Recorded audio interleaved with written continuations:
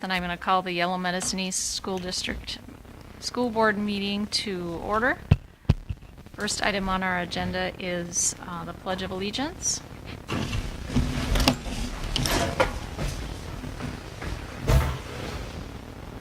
I pledge allegiance to the flag of the United States of America and to the republic for which it stands, one nation, under God, indivisible, with liberty and justice for all.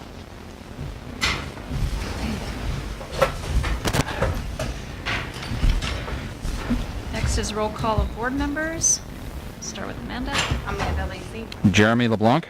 Dawn Odegaard, Sharon Rupp. Sonia Peterson, Ron Winter. Matt Semple.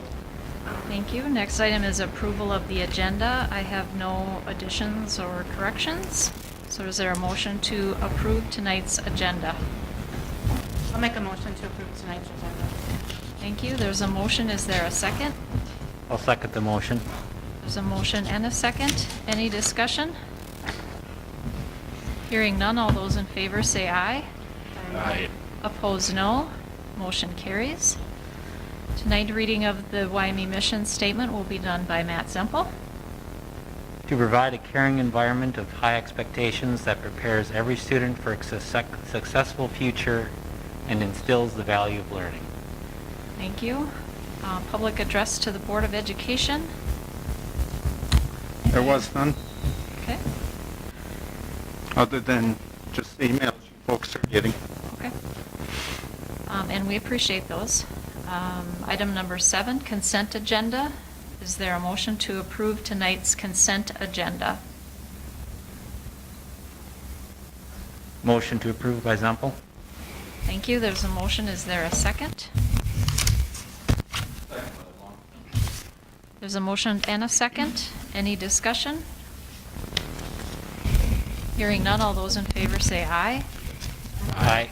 Opposed, no. Motion carries. Next item is our reports. We'll start with Mr. Luft with the middle school, high school board report.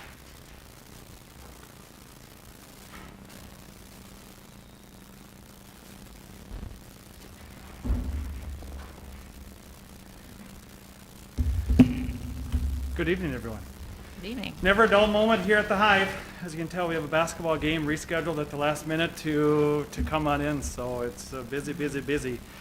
First off, I want to announce that, as you know, I want to congratulate some proud parents on the board. The Silhouettes are back in state this weekend, which is going to be a ton of fun to watch them down. They placed runner-up both in Jazz and in high kick. I know the schedule just came out roughly, but we'll be able to watch the Jazz on Friday, and we will be able to watch the kick on Saturday. So I want to wish them good luck. They're excited, they're focused, they're going down there for a mission, and hopefully blue medals will come back with them, so we're very proud of them. We just concluded the Snowball Week last week. Want to say congratulations to the candidates. Hunter Gullickson, Briley, Ruff Mulligan were actually the Snowball King and Queens. Clayton Wins, Ty Schulte, Ashley Niemeyer, Tyler Searing, Sophia Poff, Christian Lawaji, Rebecca Donner, Hunter Wilkie, Brianna Gustafson, Ben Enzel, Sid Shefty for both MCs, and Macy Sheik in there. So they did us proud. They did the best they could. It was nice to be able to have them around, and we were able to get a few activities in on the Thursday and Friday where they were able to be announced during the game in there. So as you can see on there, we had a full week of activities, rock, rapper, country day, which means the kids, especially the boys, get to wear their hats all day long. We had a lot of Eric Church lookalikes in there, and that's what you asked them. Hey, is that a hat? I'm Eric Church today, Mr. Luft. Thank you very much. So we had coordination in the auxiliary gym, tours Tuesday, sports day on Wednesday, and then movie character on the day on Thursday. So it was a fun week. I want to thank the student council and Kari Coulter for putting that all together for us.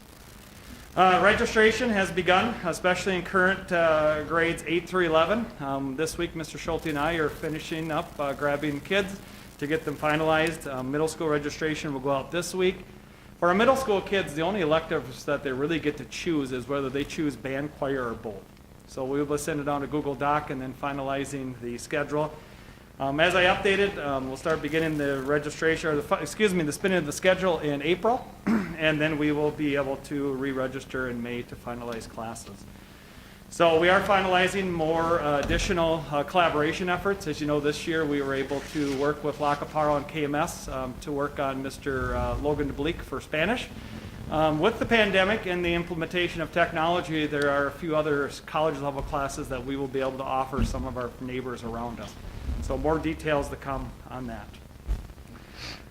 We'll be on TV, prep hockey. I want to thank Stacy Hins. Their Franzen Bank is one of the major donors for the Minnesota State High School League state tournaments. They offer, I don't remember how many $1,000 grants, but I know they offer only 2 $5,000 grants. And our misfortune of this summer was enough to win one of the $5,000 grants for our library. So she really wants to focus on some flexible seating and some options in there to begin the process of that. We have met with a variety of different kids to begin the planning. Unfortunately, $5,000 doesn't get a lot of seating when you start looking at the expense of the cost of furniture in it. But like I said, hopefully over the next couple of years we can begin that. There will be a video that will be posted and played during the hockey championship game that was Stacy provided and with our students in there. So I want to thank her for her efforts on that to do to get us the grant in there. Mrs. Hanson, the last couple months, has talked about some of the reading interventions, and I just want to talk about some of the things that we're doing here at the middle school, high school. As we've talked about earlier, we have implemented and trained multiple staff this summer on the Sunday program, which is a reading intervention that helps kids with the 5 different areas of reading. As of today, we have identified 27 kids where we're using this program in. The majority of them are using them in the middle school. That's well over 15%. We have about 160 some kids in the middle school right now. So it's an eye-opener. Just went through the pre-evaluation and the scoring the other day.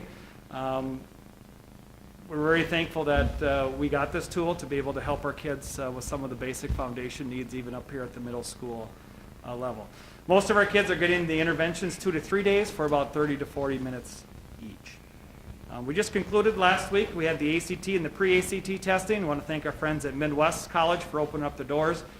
We took our 11th graders out there to do the ACT, and the pre-ACT, the 10th graders took the test here on campus. I want to thank the kids. It's a grueling test. You know, a lot of them come in and they're wiped for the day. So the reason we do that, we're still one of the only few schools around that offer the ACT. We want our kids to know what it looks like for a college entrance exam into there. That's still probably been our best indicator of coming together with a true senior year schedule for them.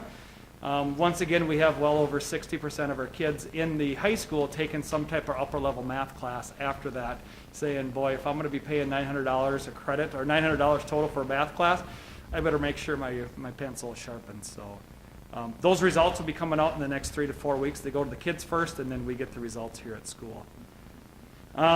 We have virtual parent-teacher conferences these next 2 Thursdays here. We'll be doing them virtual just like we did in the fall. Another tool that we're adding to our tool belt here to help our developing and readers is the Linda Mood Bell training. This is another Orton Gillingham, which is really the foundation of dyslexia and dyslexic tendencies. We have Amy Stewart and Andy Holt this week. Will be getting trained out of the Institute out of Bloomington, Minnesota. They will be out Tuesday, Wednesday, Thursday, and Friday from roughly 12:30 until 4 o'clock being trained on the Seeing Stars program. So very fortunate in there to be able to help our kids as they continue to move on. The Linda Mood Bell training is the same training that is being used. You might have heard the advertisement on the radios from the Reading Center in Wilmer. It's the exact same training. So we'll be very fortunate to be able to offer that to our kids as a potential intervention moving forward. Want to thank for the persistence of Kim Hafer. Kim Hafer last year had a vision of 1 book, 1 school. I said, Kim, we're going to need some money. That's pretty expensive, but I want to thank our local Kiwanis who donated a grant. And then also she submitted an exemplary grant to the QComp Council and was awarded that. So currently right now you might have seen some posts on there. It's definitely a middle school book, as you can see, about some of the things they're talking about. Boogers, pocket change, skateboarding, wiping out, that is middle school. The high schoolers, and we hopefully will expand that into next year, but it was definitely a middle school focus. We want to try it first before we move forward in there. And last but not least, a couple more, sorry. We did a calculation of the class of 2020. Just for your information, the class of 2020, Last year's graduating class walked out of here with 408 college credits paid for. So in looking at that over the last 3 years that they were here, it's about $125,000 that our graduates took off and were able to bring into college, which, as you know, is a huge savings to our parents.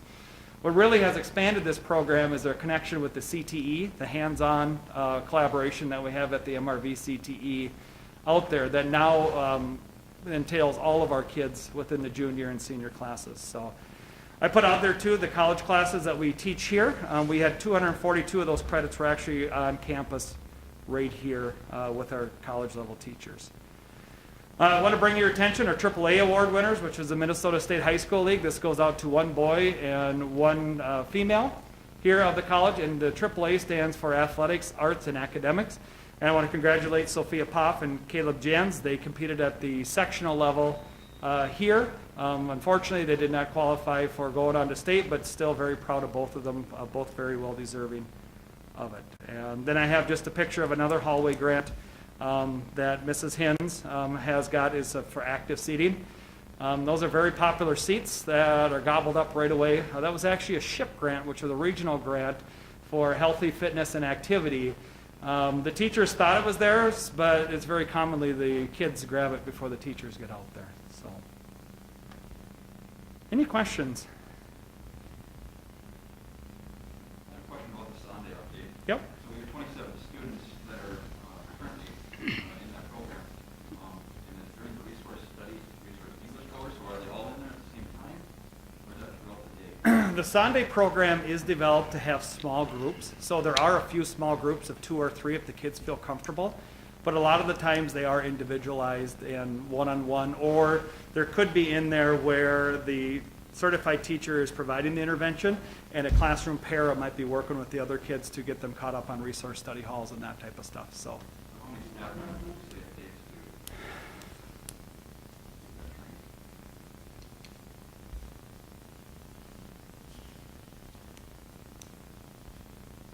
currently right now we have 4 staff using it. I don't know, Jeremy, right off the hand to do it. I know it is done differently here than the elementary. I believe the elementary does a lot of one-on-one isolated by itself. We don't have that luxury yet into it, so I don't have that answer right now. I can That's definitely. one of my questions are leading to it. It seems like just very early on we've identified quite a few students. Are we done identifying all our students? We are having the conversations just after the winter break to be able to reevaluate. The process takes a little time to do the pre-evaluation and stuff like that. It's higher than we thought, but in reading the samples and looking at some of the tendencies and things, it's very clearly observable that they definitely need some help in there. So So I guess this kind of extends along the line of questioning that release of different staffing to asking us to do an effective job. the difference that we have here at the middle school, high school is, as of right now, about the last probably 2-3 years ago, we had a section or 2 of English available due to class sizes and that type of stuff. This year and next year, we're very tight. We actually don't have a section available to provide any interventions. Right now, probably our biggest gap would be finding time to provide interventions to gen ed students. Because as you know, with the special ed teachers, they can only see students who are identified in SPED. Right now, our biggest thing is trying to find time for gen ed kids to provide the interventions to them. So I can work on that for you. Yep. Any other questions for Mr. Luft? No? Alrighty. Thank you. Thank you very much. Yep. Next report is Burt Rainey Elementary with Mrs. Hanson.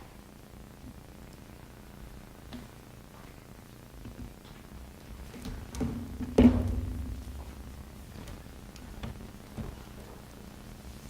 Schneider, do you want me to go over this now or save this for later in the survey? Yeah, save it for later. Okay.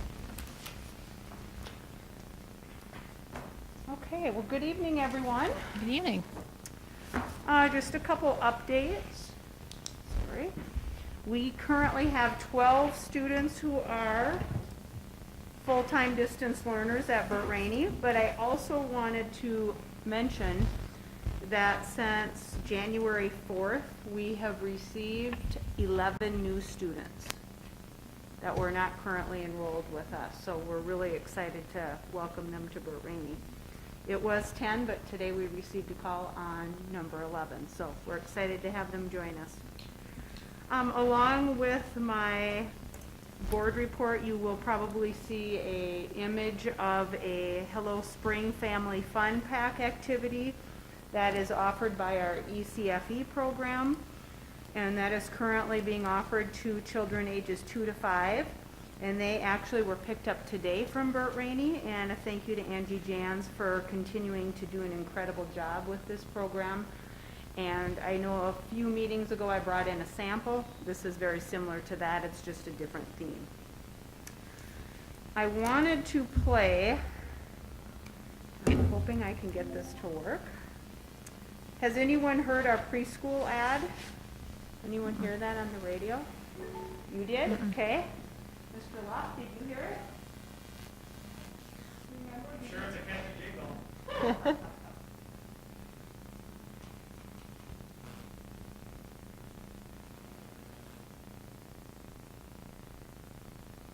Hey Sam, you've heard about the Little Stingers preschool program that is happening at Burt Rainey Elementary School in Granite Falls?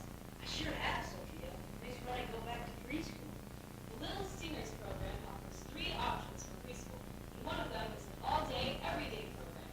I also heard one of the programs offers gym, music, art, and Spanish and Dakota language each week. If you're interested in learning more about the preschool programs in Granite Falls, check out the YME Schools website or call the school at 320-564-4081, extension 114. So that was broadcast on all area radio stations at different times. We found out a lot about how the radio ads work. But as far as I know, I think we were able to hit all of the local channels, even Q102 out of Wilmer. And so the radios were really good to work with. And it has been being broadcast for at least the last 2 weeks. Some of them now are running its course where the amount of ads that we placed are done. But I know just the other day, my husband and I were pulling into a basketball game, and I actually yelled, "Oh my goodness!" And he hit the brakes, and it was the ad, you know, and of course he thought it was something else dramatic. But it's just so fun to hear. It's actually Sophia and Sam Poff who did that for us, and they volunteered. Sophia had volunteered last year, but then COVID hit, and we actually were already full at that time, so we didn't run them. So it was a nice opportunity this spring to run those. Also just wanted to mention that we have our second round of PBIS training, which at Burt Rainey we reference as Sting Pride.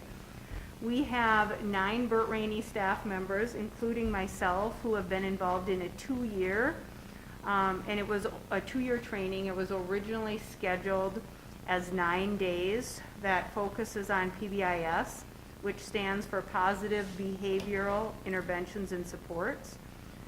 And year 2 has been conducted quite a bit virtually, but the first year we were able to get in a number of live sessions at our training location in Mankato. Our group will be graduating in April with a renewed sense of what's next and a better of understanding of how we can continue to implement PBIS effectively at Burt Rainey. And this actually is the second round.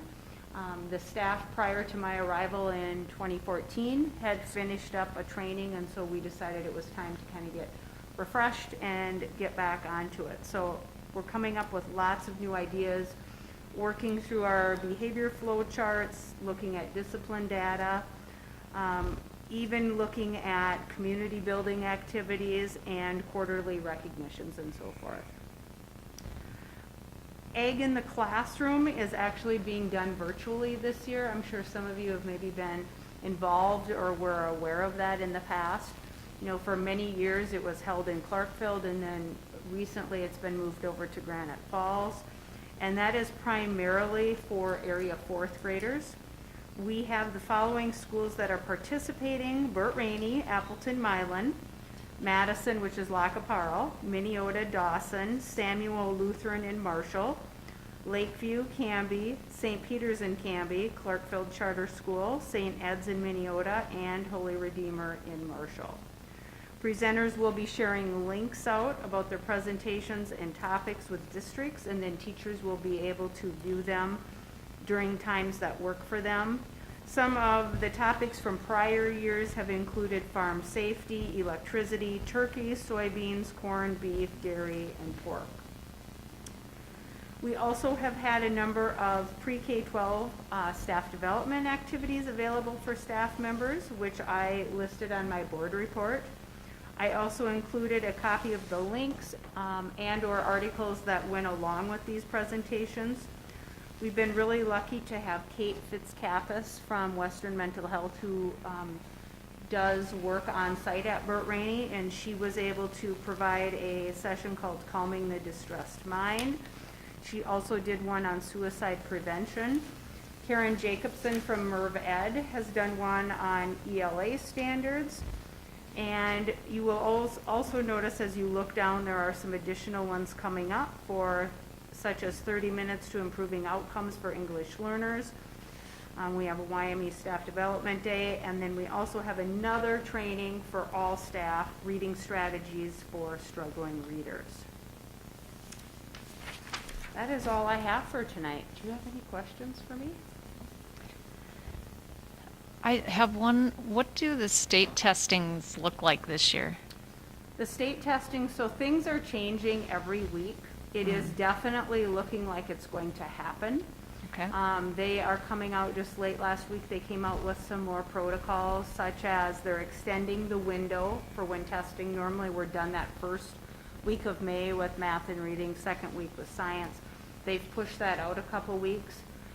They're giving us a few more variables to play with, but it is still looking like it is going to happen. Okay. So that will, I know at least at the elementary level, is going to be presenting us with some hurdles to deal with in an effort to get Yeah. those tests going. And usually April? They get done in April? Yeah, typically at the elementary, we've started like at the end of March and go all of April and into May. But for example, our computer lab is no longer set up because that was used as COVID workspaces. And even if it were set up, just the social distancing in there would not have been appropriate to do. And so now we're looking at, for example, MCAs most likely will happen on Chromebooks for 4th and 5th graders, which certainly isn't ideal, but it does have a keyboard. We are right now, actually, we're trying to locate enough mice for all of the Chromebooks because that is something MDE really recommends. And 3rd grade, right now we're looking at a variety of creative strategies to not have to test on the iPads, which is what they use, because they don't have keyboards or mice. So, Okay. a few hurdles for sure. Okay. Thank you. Yes. Any other questions for Mrs. Hanson? Okay. Thank Okay. you. Thank you. District report from Mr. Schneider. Okay, as you can see from my superintendent's report, the positions in red mean those are not filled yet. So we have a part-time substitute nurse. We have no applicants so far, but that's still out there. That would be nice to have that, maybe even as a substitute for future years too. We have middle school, high school paraprofessional for our DCD room. We're looking for NVCC, I put too many C's in that. Anyway, 2 C's, NVCC, special ed director. We do have a number of applicants for that. We don't have a timeline on that. That will be discussed at our next superintendent's meeting. So I was impressed with what we have for applicants so far. So that was good news in my mind. Our director of finance, we do have 3 applicants for that. It doesn't close for a little bit, and as you can see down below, we've got it closing March 17th, so we do have a little time yet, but we do have some applicants for that. And then we have currently open our BRE PE teacher position. We're accepting applicants for that. Do you know how many applicants we have? One. Okay. So, it would be nice to have more than one. Yes. Okay. You get comments, you can't hear us. Even me?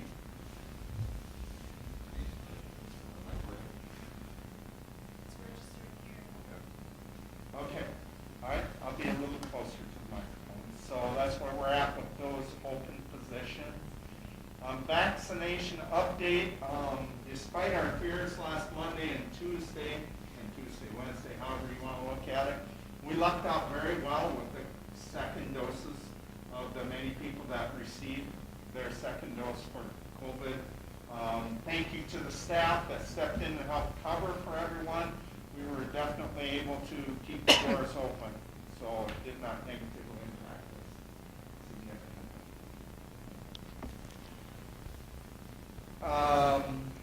Let's see, moving down to my next item here, prom graduation, where Minnesota Department of Education and Department of Health have not given us further guidance yet. They do tease us every week a little bit. When I say tease, they talk about it a little bit, but we never end up getting anything. So our plan right now is that the school will be hosting an outdoor grand march and walk up. So we will have the flexibility of moving that indoors in the future. Okay? Some parents, I believe, are organizing something for the remainder of the activities. Incident command team, we'll talk about this later when we talk about our learning model, but we did have a very energetic incident command team meeting, which is, in my mind, very positive. People are passionate about what we're doing here, and so we'll revisit some of that stuff that I put in there again when we talk about the model. Legislative update. You folks probably heard the budget came in a lot stronger than anticipated, from a 1.3 billion shortfall to a 1.6 billion surplus. So the economy is pretty strong right now. We'll see what translates. Also, you probably heard over the weekend that the federal budget did pass for 1.9 trillion. So obviously, some of that will target K through 12 schools. I'm just in the midst of reading about how that might impact us. It's still too early to say. Governor's bill is pretty expansive. He's got a pretty big wish list. I do have some concerns about some things in there affecting us in terms of limiting our students' flexibility. A great example I talk about here is our earth science requirement. That takes some flexibility away from us and what we have done for our science, meeting that science graduation requirement. I believe in local control. I believe we should be able to dictate that because you folks are elected and should have some input on that. So as you're talking, these are some of the areas I would encourage you to talk to our legislators about. Timeliness of some, it will be a challenge for us if we wait to approve all of these budgetary and rules until May. Even early May puts us at a disadvantage. We need this stuff resolved yet here in March. So it would be nice at least if they give us some guidance on summer school, declining enrollment, because that's going to impact what we have for budget. If we'll be held to this year's ADM or last year's or 2 years ago would be even better. Not just because we are declining, but because that gives us stable funding for a little while. The constitutional amendment, on my report there, I put a few things in there. My biggest concern is that we will be litigating education. And so that would be my biggest concern, but that's approaching it from a superintendent standpoint. You folks may have a different approach on that. I put some good questions that MREA put out. Both MREA and MSBA, I know they're hitting your inbox every day, all right? I'm trying to stay on top of it. I attend every You know, Denise probably wonders if I'm taking a nap in my office because I shut my door so much, but I'm trying to watch that stuff and stay on top of it. We have a lot going on here, so I encourage you folks to reach out to those people because they represent you too. If you want somebody to, if we want to set up a Zoom, you let me know. We'll try and reach out to Senator Dames and Swedzinski, Representative Swedzinski. I can set something out even if it's like 2 or 3 of us to talk about it. I have a group one already set up with them, with the other superintendents. Us around, most things impact all of us in western Minnesota the same. And MREA is doing a fantastic job in representing what I believe our communities want here. Sam Walseth every Tuesday morning does a catch-up starting at 7 a.m. That's good to listen to. He's got a good outlook on things, and I believe that represents pretty well what's happening out here in outstate Minnesota. A little bit of a building reconstruction update, and please interrupt me if you have questions on each of these items. Today we met and talked a little bit about where we're at. The asbestos abatement is completed. For those of you coming to visit me over the next 2 days, we can peek in there. It looks a lot different without those seats in there. We got those seats out of there. They were compromised with mold, so we got them into a dumpster and we got them out of here the same day. So there was nobody in there dumpster diving because we didn't want to be liable for that. So we got them out of there. Gym floor will be redone. We approved a quote from Stalker Flooring. So it's cheaper, it's a good floor, so SiteLogic is helping with that. Lighting was granted to Echo Co-op, so that got kept local as best we could. The flooring, we will give Oz a chance at the bid, but the scope of it is pretty large for what he has for crews. But we'll give him a shot at it. We also have a bid from another company that's actually our cooperative purchasing agreement with Southwest West Central Cooperative. That comes in as an automatic bid. And so that's what was pulled out for the best price at this point. But we'll give Mike Oz and Oz Flooring a chance at that. We talked today about the seating in the balcony. It used to be mounted on the risers. They will now be mounted on the floor. Just because that's the style seats we approved. So we'll have to look at the face of that riser and how to smooth that out because there's some divots taken out when we took the seats down, and it did look pretty poor behind there because you never saw that area behind those seats. So we'll paint that. Likely it's going to end up being painted black.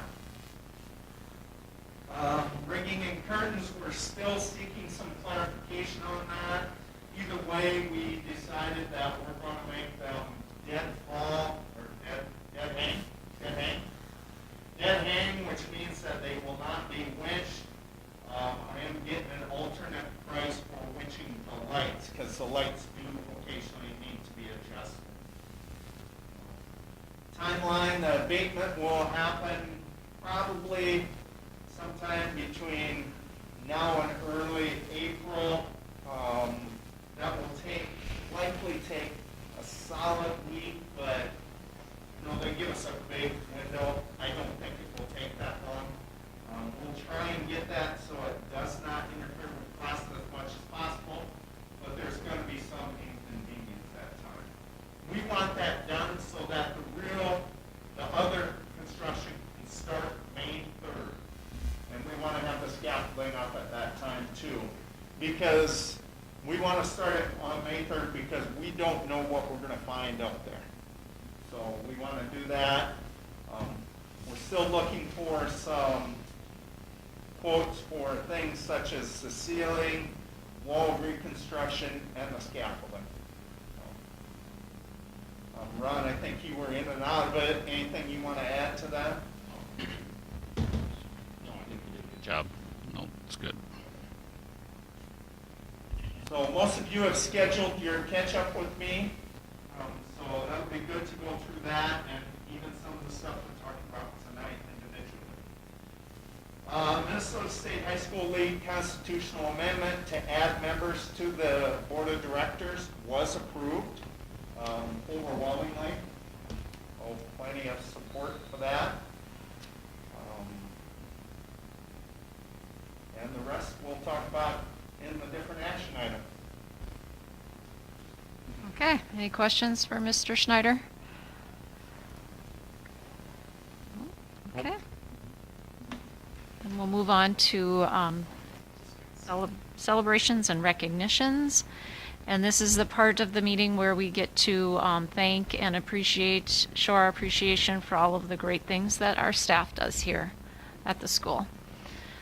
So from Burt Rainey Elementary, thank you to Paula Panitsky for being an incredible member of the BRE staff. She goes out of her way to make sure that she is giving 100% at all time.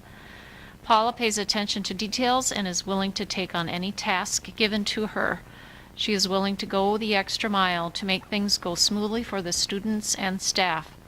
Her dedication to her job and the students is impeccable. She comes in early and stays late until her job is complete. The students love to have her in the classroom and treat her with respect. She is a true asset to our school.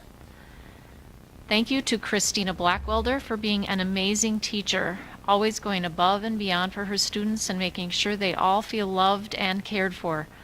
Your dedication is making a difference in the lives of our students. Thank you to BRE paraprofessional Missy Arneson, who genuinely cares about the students and shows patience every day through many circumstances. Great job, and thank you, Missy. Thank you to Jackie Torvik for all you do to make our preschool classroom run smoothly. Your dedication to the kids and to your job are noticed and appreciated. You always go the extra mile in helping make the preschool classroom a clean, organized, and most importantly, a fun place to be for the students and staff. Thank you to Peggy Quam and Mariella Klaus for your continued efforts with BRE's dyslexia plan, working through the process and assisting with assessments and documentation. Your support and attention to detail are appreciated. Thank you to Leslie Rusland for always jumping in to assist, for brainstorming solutions, for going above and beyond to serve your students, and for your constant support of your colleagues. Your dedication to BRE is appreciated. From the middle school, high school special education's teachers, Mrs. Hins and Mrs. Hafer, for working hard to provide reading interventions during the school day for our students who are developing readers. By implementing Sunday reading and adding to the Lindemund Bell training, we have expanded our tools for our students to continue to make gains. For Leah Schuler, a big thank you to Leah for stepping into the attendance integration coordinator position and doing a wonderful job. She has done a great job stepping into two areas that are true learn as we go. Her positive attitude and energy are easily observable. For Mr. Lallam, thank you for all you do for our students. Jeff undertook a medical procedure on Friday and was back better than ever with his students. His dedication to his students here at the Hive are undeniable. For Mr. Schulte, Trevor has done an excellent job transitioning into the success coach position. This time of the year is one of the busiest times of the year. We offered the ACT to grade 11 and the pre-ACT to grade 10, as well as worked to register students for the next year. For Miss Marriott, I want to recognize Patty for her 14 years of service to the students and families of Yellow Medicine East schools. She is retiring from teaching, and her absences will be felt by the students she directly works with. Good luck in retirement, and we will miss you.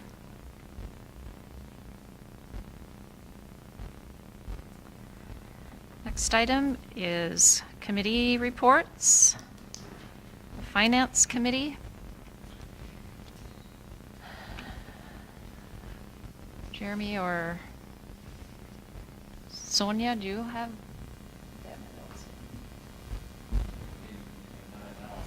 No, Can't even hardly remember what meeting it was. We talked about quite a few different items.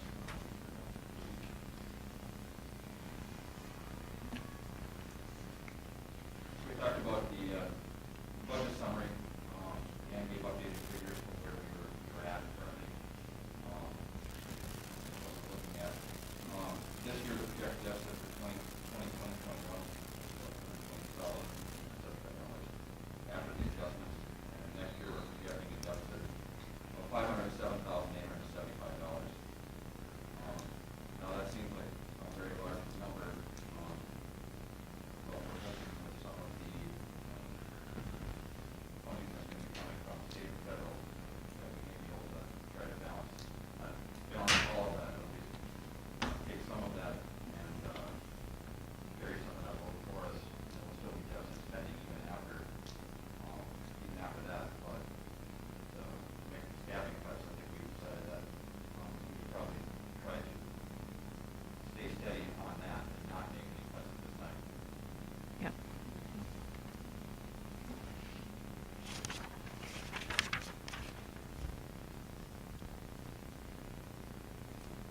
We talked about quite a few open positions at the at all the schools, and if there are any places to maintain cuts at all, we can probably make this position instead of putting staff there.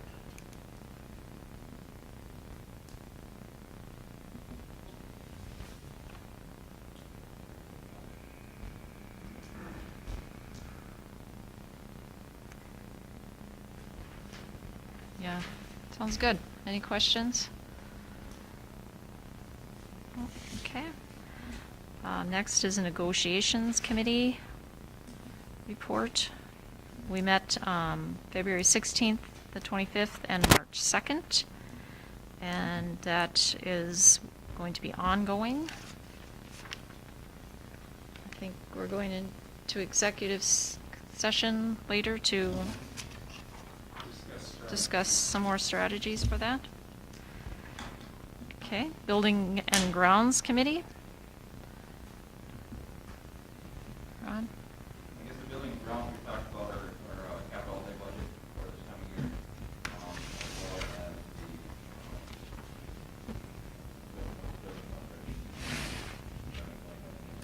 the Long-term facilities? The long-term facilities maintenance budget.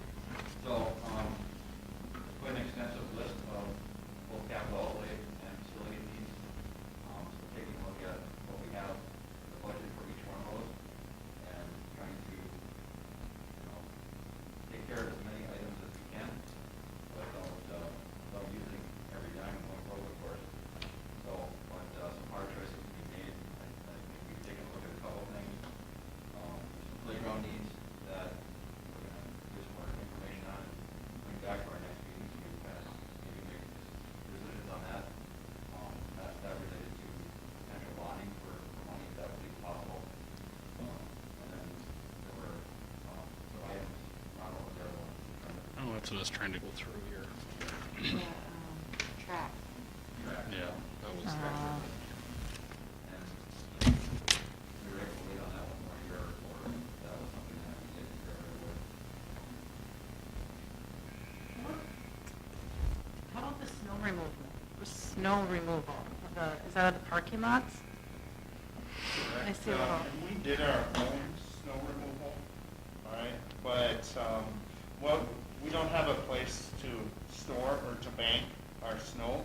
It has to be actually hauled away. The city was paying to do that in the past. They'll no longer do that after this season.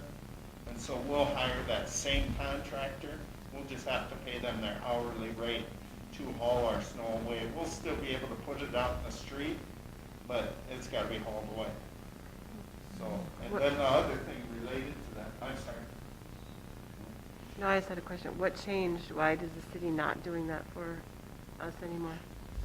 They got approached by a contractor that thought that we should be paying for that on our own. So, long-standing practice, I guess we got the benefit of it for a while. So, we will hire that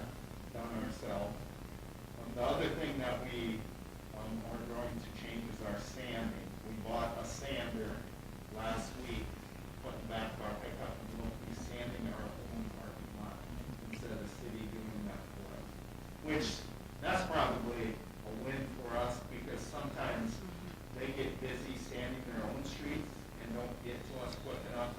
And, you know, we're one bad accident away from costing a lot more than $4,000. So. Hey, Rich, I think your mic's dead. I've been watching your light go a little dim. I'll see if I can find the battery. I can give you mine. One of the bigger losses that we may have few spots. So right now, we're estimating that to be around $150,000 to replace that roof, so it's one of our $159,000? on the longer facility. I'll just go grab it. That one to consider.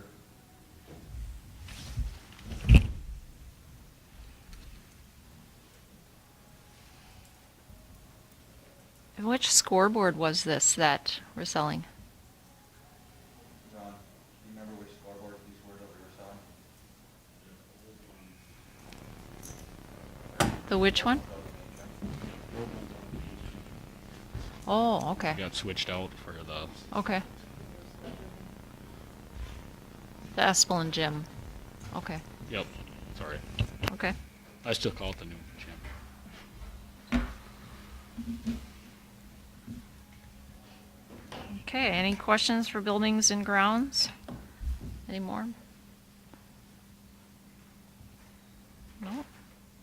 Okay, well, Mr. Schneider will get ready here and we'll talk about YME Achievement and Integration Program Report.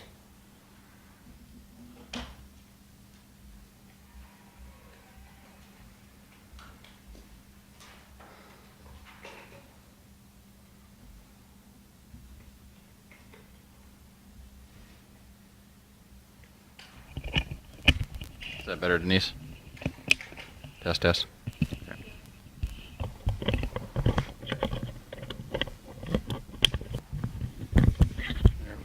How about that? Now, can you hear me? Okay. Good, Lisa. All right. Yeah, I thought I would have Leah's report included here, just so you have an idea of some of the activities that are still going on. Some of them are still going on, as Mr. Luft reported, the ACT. They're organizing an art day, but at this point, we're not able to host it. But the superintendents asked the art teachers to put together a plan to possibly still host that if things were to change. I suspect it may be too premature, but I suspect that would not be happening in the future. So this is a good summary of what goes on there, the schools involved, and how we spend some of the dollars. So the big thing that, in my mind, we missed out on is our opportunities for our juniors to get to visit other campuses. Was that just juniors, Ryan? Yeah, we have juniors and sophomores that traditionally go down for the career day, the career expo, college visits. Our seniors traditionally in the fall time jump on with our partners where we take 5 different buses, 5 different directions early in the fall time for 4-year and 2-year campus visits. So. And really, because we're collaborating together, we gain some attention. You know, we get a better product because there's so many schools being hit there. So it's a great opportunity for our students to see that.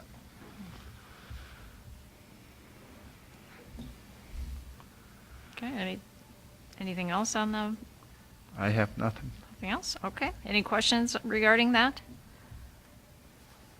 Okay, none, then we'll move on to item number 9, our new business. Leave requests and resignations.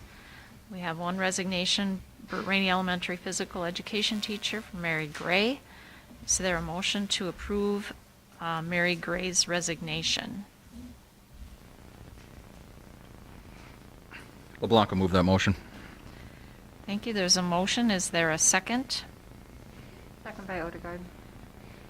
There's a motion and a second, any discussion? Hearing none, all those in favor say aye. Aye. Aye. Opposed, no. Motion carries. I think Mrs. Gray just did a wonderful job this year about really thinking outside the box and thinking outside the school building with the elementary classes this year. Next item is resignation, prom advisor, Crystal Enninger. Is there a motion to approve that resignation? Motion by Zempel. Thank you. There's a motion. Is there a second? I'll second. There's a motion and a second. Any discussion? Hearing none, all those in favor say aye. Aye. Aye. Opposed, no. Motion carries. And thank you to Crystal, too, for all those years of being the prom advisor. Our new hires, approval of employment for the prom advisor this year is Tammy Eisfeld. Is there a motion to approve employment of Tammy Eisfeld as prom advisor? I'll make that motion. There's a motion. Is there a second? I'll second that. There's a motion and a second. Any discussion? Hearing none, all those in favor say aye. Aye. Aye. Opposed, no. Motion carries. Next item is superintendent contract for the 2021 through the 2023 years with Mr. Rich Snyder. I believe we have a copy of that on workbook. So is there a motion to approve Mr. Schneider's contract? I'll make the motion to approve the superintendent contract for 2021 to 23. Thank you. There's a motion. Is there a second? I'll second that. There's a motion and a second. Any discussion? Hearing none, all those in favor say aye. Aye. Aye. Opposed, no. Motion carries. Next item is approval of contract with Southwest West Central Service Cooperative.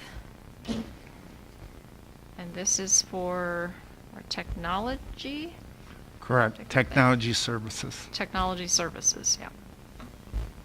Is there a motion to approve the contract with Southwest West Central Service Cooperative for technology services?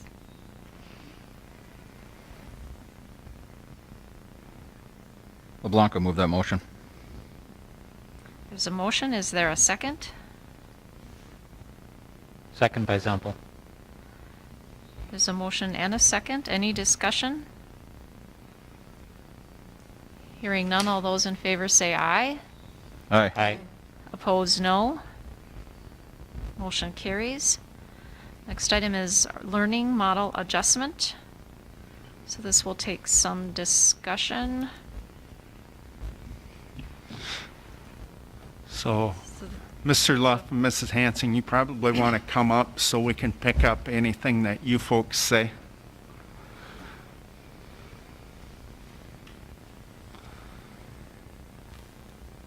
So, at our last incident command team meeting, we talked about the case numbers clearly in the county. It looks like our numbers are very low.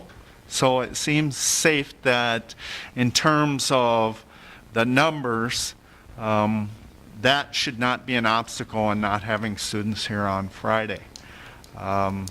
Understand that that's our primary service, is safety for all, including staff, students, and our community. We did consider things such as mental health and mass break for students, learning that they would probably learn much better in person than virtually. We have to consider prep time, and we probably need to have some clarification on that.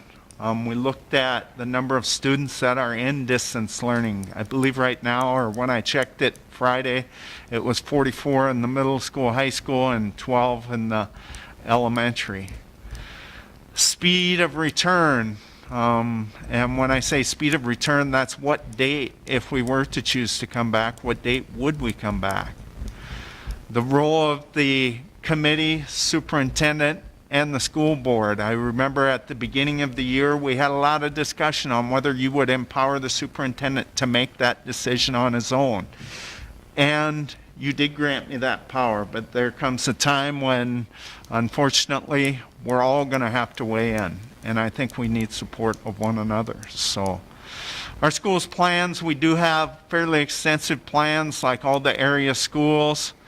We did conduct a student survey, and our principals did conduct surveys of their parents. I guess I'm going to let you folks start asking questions. As you can see the results of the incident command team votes and their recommendation, but ultimately, it's a recommendation. I guess I'd like to start with a recap of what does Friday morning look like in the elementary and the middle school, high school for the staff? Okay? Mrs. Hansing, sorry, you folks are going to have to play a little tag team on that chair so it gets picked up. Jeremy, currently, or what it would look like? No, currently what does that morning look like for staff at Burt Rainey? Currently. Yep. Currently at Burt Rainey on Friday mornings, first of all, I'll back up just a little bit. On Thursdays, what I would call traditional packets go home with students, or worksheets or activities would be sent home on Thursday to be completed on Friday. Our elementary students do not carry devices back and forth, so there is no live instruction on Friday mornings. Teachers, as far as what is happening in the building on Friday mornings, there's a wide range of things. We have various committee meetings, staff meetings, teachers are available for students. We have sped needs that we take care of. For example, last Friday, I know that we had 9 IEP meetings on Friday, and that's pretty typical. We're trying to get all of those in on Friday mornings as much as possible. We've done things with standards and staff development. You know, it really depends on each teacher and what they're doing as far as being able to reach out to students. There is, like I said, there is no live instruction typically. There might be some incidental situations that are happening with staff, but not like it was during distance learning when we were full-time. Are there students coming in for any one-on-one? I am only aware of one situation that has happened just a couple times, but not overall, no. Not like it was during distance learning when we had identified special ed students that needed to come in. That is not happening on Friday mornings. Okay.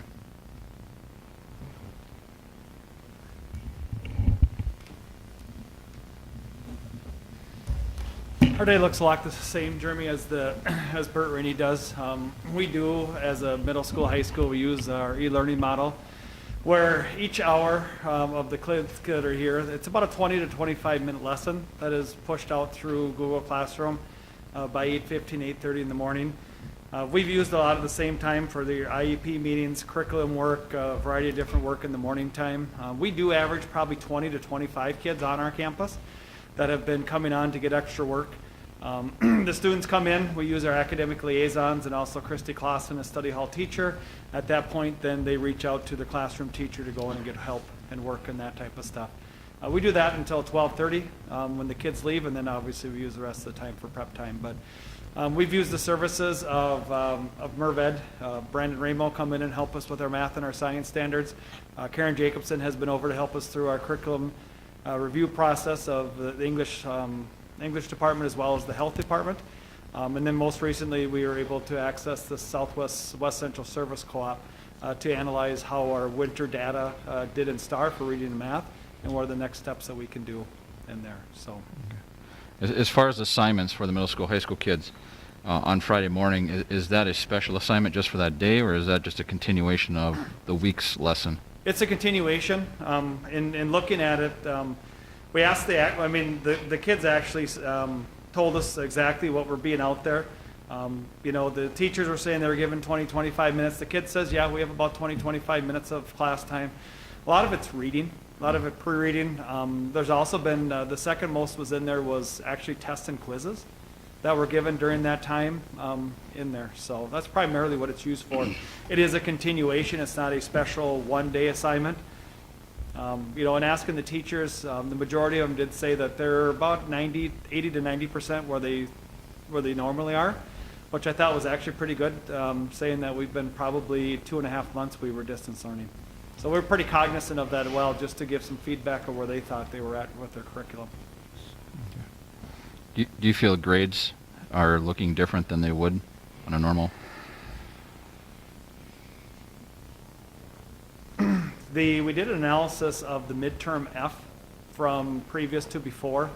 It really was all over the place. I really was anticipating that if I had a hypothesis that in the third quarter here, our midterm number of Fs would be down compared to last year, and actually they're about 20 higher. I think we had 134 Fs at midterm.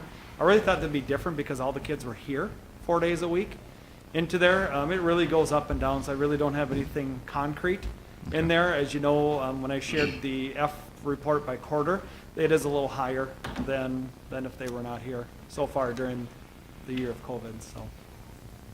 Okay. What, can I ask a question, Jeremy? Yeah, go ahead. If we chose for the kids to come back on Friday mornings, what would the middle school, high school, what would it look like? We would go through all 7 periods. We would not have advisory, due to the safety and the protocols that we have in place.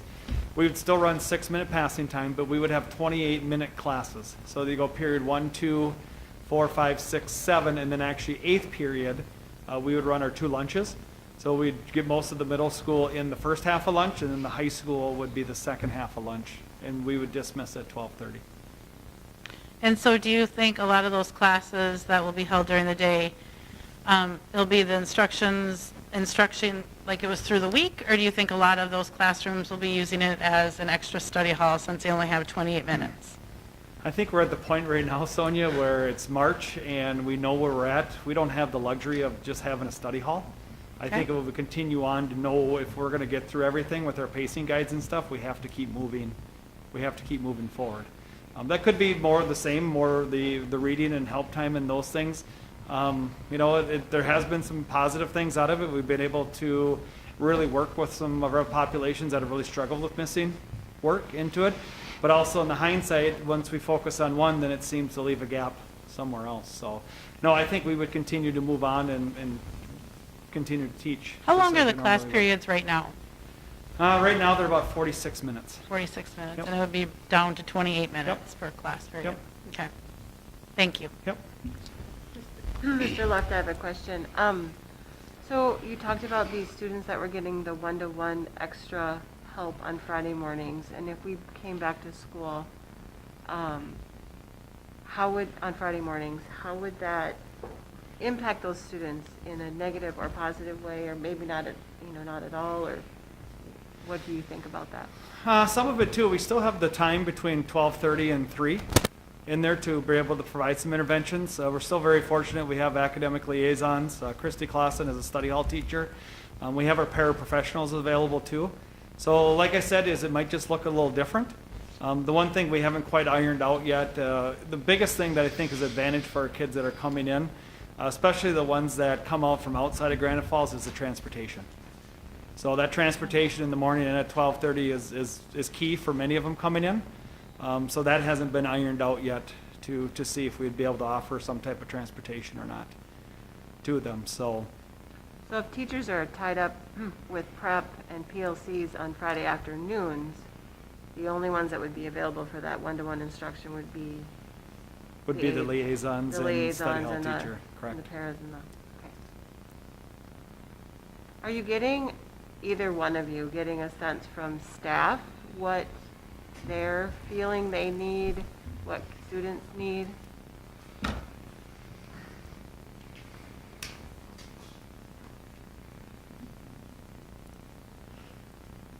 I think at the elementary school, I think we see it both ways. There is a concern about being able to manage all of the moving parts. But I think overall, the majority of the staff learnings. And I know I certainly feel that way. So Mrs. Hanson, the same question for you that I asked Mr. Luft. What would the Friday morning look like for the elementary? Friday morning at the elementary, looking at a dismissal of 12:30, It really would be business as usual, with the exception of our specials classes we've got a Friday morning schedule ready to go. And so instead of a 50-minute Phi-Ed time, it would be more like a 25-minute Phi-Ed time. But we would still have, from 8 o'clock until 12:30 to get in as much academic things as we possibly could. So I believe for our students, it's going to feel like an early dismissal day. Otherwise, it would be normal up until that point. And then, I do believe you said at the ICT team meeting on Thursday night that you would be serving breakfast and lunch for the kids, correct? Which would Still? be a huge benefit for our students. They would get 2 meals on site. We would also be able to, provide as many academic support systems as possible. We would, our mental health staff are in. And then the staff would still be available for Friday afternoon if needed for those students. Absolutely, yes. And would Sting Care be open on Friday afternoons then? That I'm going to No, send to we do Mr. not have to Snyder. provide it because it's not virtual learning time, just like right now. Sure. It's still prep time. So, Makes sense. I was just thinking of those parents with the smaller children and oh, absolutely. on That's Friday a, afternoons. the Would that work? transition at noon, which they're having to deal with right now, Mm-hmm. would not change, so it doesn't relieve that burden, which is not good. I understand that. Right. And Sonia, I just want to clarify that. I don't want to give the impression that teachers are going to be able to Friday afternoons provide a lot of teaching opportunities for our students, because that time will be used for the required PLC time and prep time. Now, if you were to call and want to visit with someone, of course, they would be available.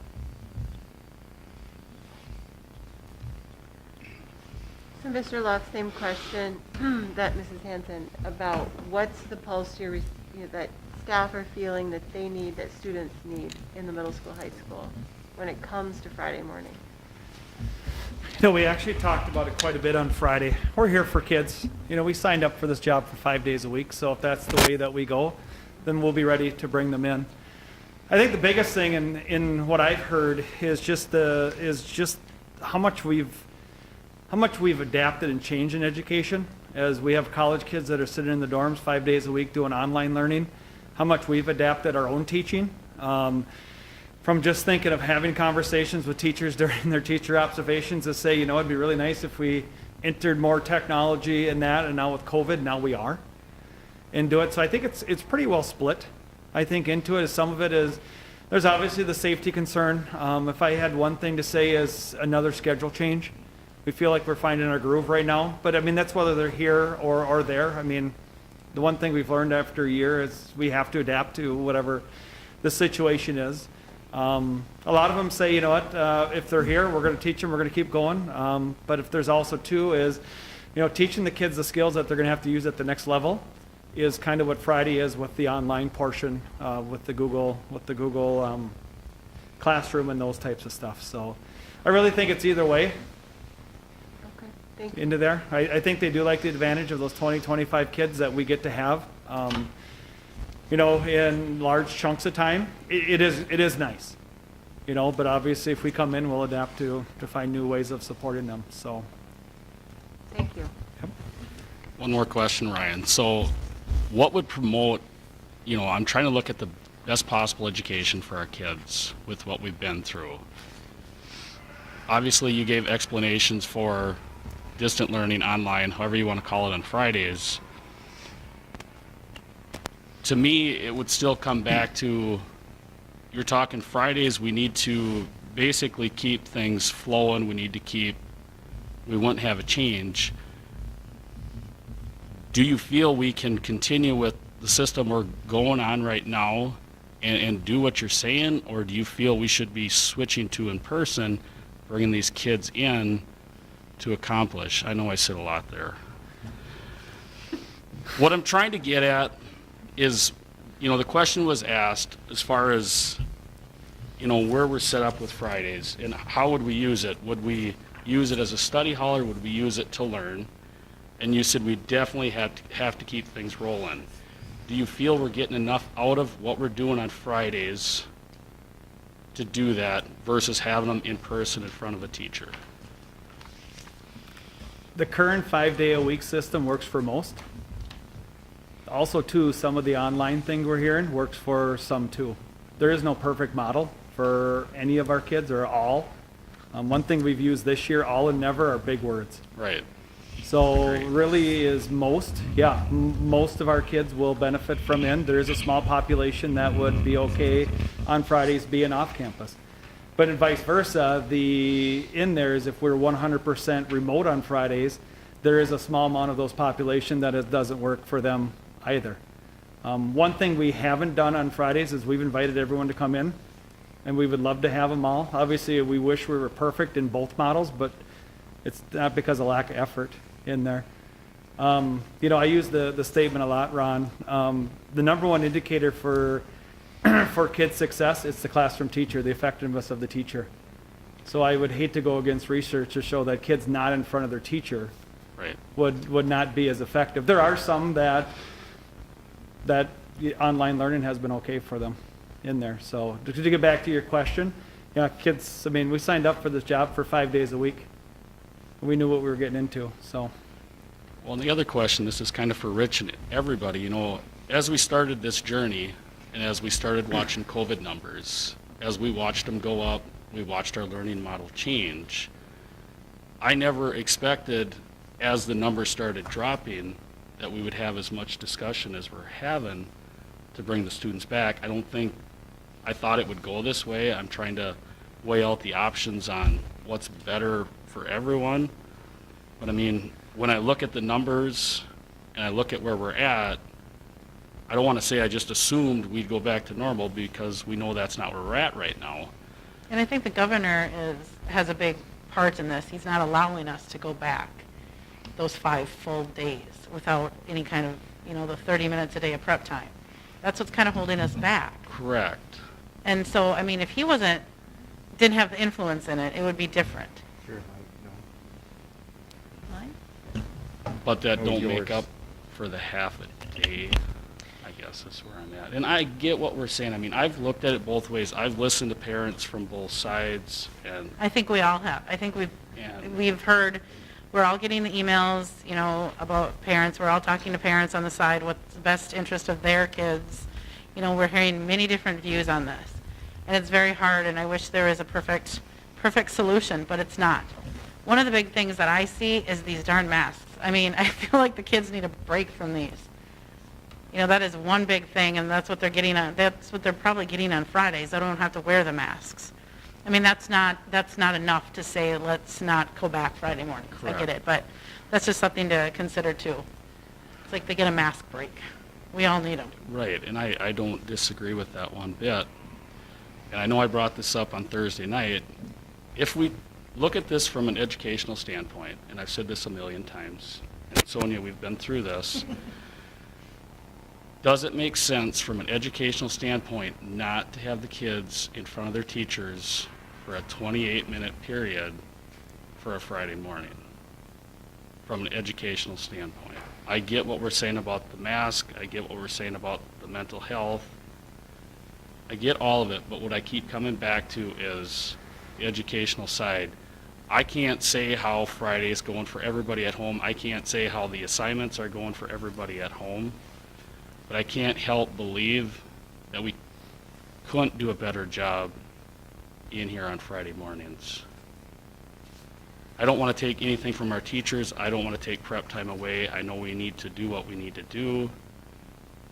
I'm trying to balance us with everything I've also heard, so. So we have to give the prep time for the teachers because we still have distance learners, correct? That's correct. We have distance learners, and the prep time is supposed to be given because, or is outlined in the executive order, because those teachers have to do extra work to prepare for those students that are not in their classrooms. And that's governor executive order. That's not our Correct. decision. That's governor executive Correct. order. And So I I don't know, maybe Canby is the only school not providing it. I don't know. So how can they get by with that, Rich? Their students are likely learning only through an off-site online provider. There's online providers that educate their kiddos. We chose to educate our own kiddos. So they have a separate They teacher hire- that's doing the online? Correct. Not even Not working for their teachers. school. They just spent some money on that. That's how they chose to still do an it. I option? believe Dawson Boyd did the same thing. Interesting. Yeah, is that still an option? to look No. into? It didn't take us long to figure out, we wanted to jump good. in on that, and none of them had capacity. Oh, okay. It will likely be our option to address it next year if that's a requirement next year. That will be my recommendation, is that's how we handle it. And you said we only have 12 students in the elementary right now that are distant learning, correct? But it impacts 9 classroom teachers plus 8 other teachers such as PE, music, special education, Bob, speech, for a total of 17 staff members over there.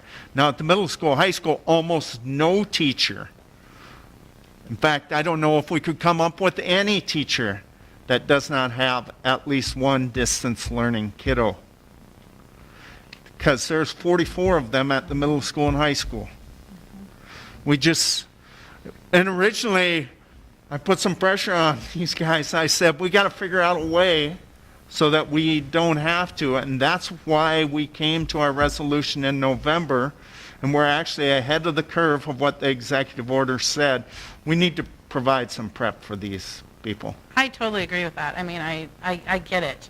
I just And want to make sure. does it have to be a parents are half hour? Understanding this. I'm sorry. Go No, ahead. I kind of interrupted you too, Rich, sorry. I just want to make sure that the parents are understanding that, because a lot of the comments in the survey were, send them back. Why are they out? You know, they're not understanding. I feel like they're not understanding that we have to provide yeah. that 30 minutes a day of that prep time for all teachers.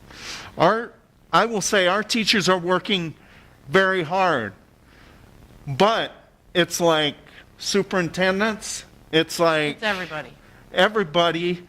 No, I'm not saying everybody is working hard. Not every superintendent is working that hard. Maybe some people think I'm not working that hard, but that's not, I don't think the majority of our teachers are slacking off. No, Right, right. I think it's a stressful time for them, very stressful. and I don't want to. There were a lot of variables with the survey, such as someone, Sonia may have marked yes, but then her comment may have been, I want them to go all day Friday. Well, that wasn't technically an option, but she was still counted as a yes. But I do believe in looking at it both ways. My parents, the majority of the elementary parents want their kids back on Friday mornings. And I don't want to take away from the 24% or 22% that were not in favor of it, because they also had valid concerns. And they had reasons that, I'll be honest, we had not thought about. There were a lot of family circumstances that they shared in their comments that also expressed that there was some concern about coming back. Does anyone have any questions for me on those numbers? Appreciate you doing that and explaining that helps a lot. I And think it is understanding the probably the highest number of responses I've ever had on a survey. And they came in fast and furious after I sent that out. So I certainly appreciate the parents sharing their thoughts with us. Yep. Yes, it's valuable. Thank you for sharing the responses with us. It was nice to read through those comments too. That really helps. So our options are continue as is with distance learning Friday mornings and the PLCs, and prep time Friday afternoons. Or we could bring back all the students Friday mornings we could bring back just the elementary students on Friday mornings. Is busing a problem if we brought all the students back or just the elementary? Busing is not a problem. We were providing that transportation. We're currently paying for that transportation anyway. Okay. So really no additional, not much. If the price of diesel goes up, it's not going to have a big impact on our budget, but that's what we're saving. So before we discuss too much on that, can we let Ryan kind of share for everybody listening as far as the parent feedback with high school, elementary? Mr. Luff, Explain can you kind his of survey a little bit? That would be great. summarize what you've... Yep. Yeah, unfortunately, I didn't get the time to add in all the number of responses. I'm actually just kind of doing that right now. To get it weighted, to see in there as far as how the parents with multiples in here, we had 141 that did respond to it. Very thoughtful comments, very well thought out, very passionate on either way of them. As far as whether they want them back for the 28 minutes or not. We had about 55% of the parents said yes, please bring them back for the Fridays for the 28 minutes. We had about 32% say no, do not bring them back, and we had about 12% that were unsure in there. Anything on the no comments talked about it'd be difficult to find childcare for half day. Talk about the benefits of the day at home, working with them. As far as the benefits of getting work done, mass breaks, there's a variety of different things into it. The parents who selected yes, obviously, the same things, Ron, like you had said, is that my kids will benefit from them being in front of kids. There was the question in here, it's time to go back to school, this is enough. School should be from 8:15 to 3, and I think that was one of the things that we had talked about due to some of the requirements of us distance learning, them going to there, so.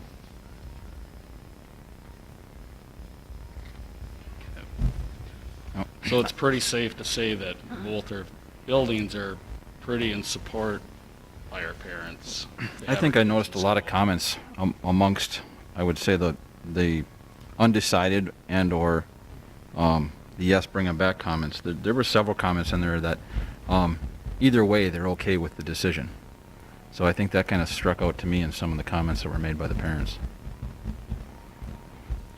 I just have a question, Rich, and maybe this is for the principals too. So let's say we do decide to do the Friday morning, and then you have parents that say, it's not going to work for me, I want to do distant learning for my child. Can they do that just for Friday mornings? No. don't Ryan, do it. Mr. Luft and I were the ones that really talked about that because we saw that as a bigger option here. It would just be a nightmare. Well- I'm tired this morning. I'm going to sleep in. And I have heard some of those comments from parents that is part of their concern. They're sleeping till 10, 11 o'clock in the morning, getting up in a half-hearted effort on what their homework is, or they're waiting till Sunday night to do their homework. Part of me says that is kind of a life skill. I mean, we have college students doing that, but we don't have to tolerate it here. I believe it should be a little bit different here. Getting them here does get them up. They still do get a half a day of mask break and a psychological break.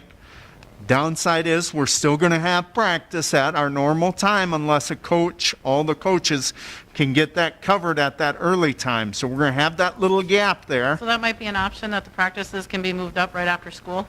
If the coaches can do it. Okay. Yeah, if the coaches can do it. Because of their Their- prep time and everything, too. Yep, and, it might be a lot of our coaches are off staff now.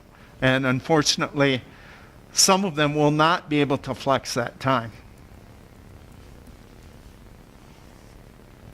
So, So I have a question. You brought it up, Sharon. So we're talking about bringing them back on Friday mornings or leaving them as is.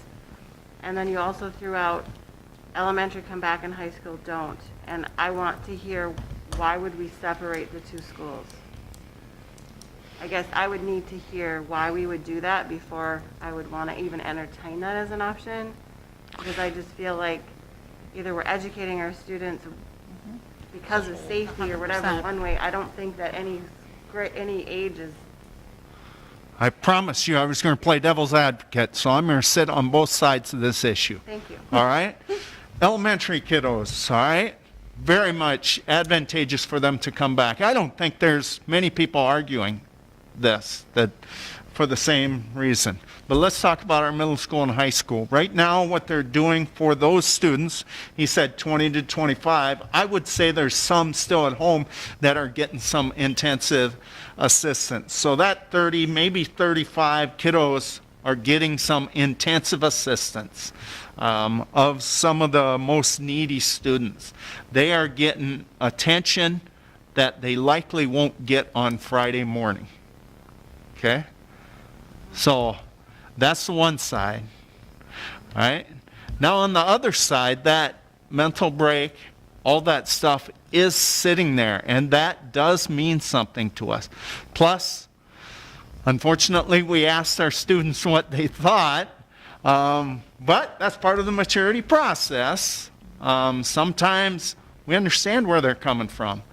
But if you'd asked me when I was 16, 18, maybe I needed a date, so I might show up at school. But if you ask me, between 12 and 18 years old, I'm not going to come to school. I wanted to stay home and farm. That was exciting to me. I'd rather do that. So, both sides of the issue. I will go on record saying I believe our middle school and high school students should be here. I think we can I look back when I was a chemistry, physics, biology teacher, I can get something out of 30 minutes. I can get a lot out of 30 minutes. And I feel for the kids that are struggling, these 25 to 35 students, that if they were struggling now, they might still be struggling in a non-COVID year, and we'd still be meeting their needs to the best of our abilities. And so my question is, I would assume that those kids would still be identified and would still be looked at as a way to continue to find ways to help Correct. them? We're going to look for ways to utilize our paraprofessionals to make them whole, and our liaisons. When I say make them whole, their number of hours. All right? We have some very skilled paraprofessionals and liaisons that can help us out with that. All right? I believe we can have an impact. So those students that were getting that intensive assistance on Friday morning could get it on Friday afternoon. Now, transportation will be an obstacle, but we have to figure that out. Let's not let that be the showstopper. But I told you I had an opinion about it. That's why some of those ideas are coming out, is because that's my opinion on it. I know the practice thing bothers me, and I'm not saying we should decide all things on extracurriculars, but it's an issue for families. It's an issue now for families, though. I mean, my son, was at home all day, and he still has to get to practice by 3:10 in the afternoon. So it's still an issue when he's home all day. So it doesn't, to me, that wouldn't be a big deal to bring him in at Good 3:10 point. versus, he still has to be brought there. He's at home, or he's home, and then I have to bring him anyway. So Yeah. is It's the same. Good point. Is the school open to students then at 12:30 until practice at 3:10, or do they have to leave campus and just wander around Granite Falls if they don't live in the city limits? Well, we would have those special situations to help kiddos out. But we can't put, how many students do we have? However many kids that are involved in activities, 125. Man, I'd be happy with 125 kids in activities. But anyway, I can't put 125 students in our building and supervise them. Right. So We can't let them wander either. there might be exceptions. in the building. There might be exceptions, but most of the time they need to leave campus and return for practice. That's Correct. what you're saying, Yep, if we can't get the practice right away. if you can't get the practice. Okay. And the majority will not be able to get it right away. Right. And how many sports would that affect? You know, even if we looked at. Well, like- no matter what, we're going to be State beyond champions. this winter season. Yeah. So. So we're going to talk baseball, softball, Golf, boys tennis, boys and girls golf, track and field. What else am I missing? Okay. I think that's it. Quite a Okay. few Yeah, quite a few. I mean, Quite a few different ones. different ones, yep. Yep. Okay. yeah, I would say, I don't know, I might be happy if there was 100, there might be 100 kiddos. 7th through 12th Involved. there might be. What's that? I said 7th through 12th there might be. You never Yeah, know. that might be. I still don't so- think that's the main reason whether we No. choose to bring them back on Friday mornings or not. It's just another Correct. part of the conversation. There's something I just want to throw out there, just to make it clear to kind of the parents. As far as the 30 minutes and the extra time, that has to be, and it doesn't have to be, but this is what we chose to do, is have it on Friday afternoons. I mean, it can't be just an option, I'm just throwing it out there, to dismiss an hour earlier every single day of the week. You know what I mean? I mean, Well, are it there any sure other could options be that we done that looking way, at? but the transition for our parents, I think every day of the week would be harder. Right. So Right. I did Yeah. collect this That's why I wanted to information. throw it out there, just to, Yep, I did collect this information from our area schools, and Dawson Boyd, who I believe they are using an online provider.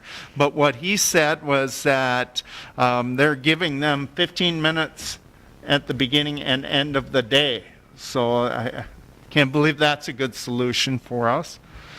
Ortonville is doing the same thing as us. Lacaparle is doing 2 Wednesdays per month. RCW is doing the same thing, I'm told. As Full in day? the do full whole days day. on Wednesday? The whole day. They'd have a Per whole- month. A whole day. Okay. twice Per a month, that's what it says. We are not having regular school 2 Wednesdays each month, 2nd and 4th. Yeah, but that would equal. That would what equal we're it to doing. our Friday Yep. afternoons. Yep. Yep.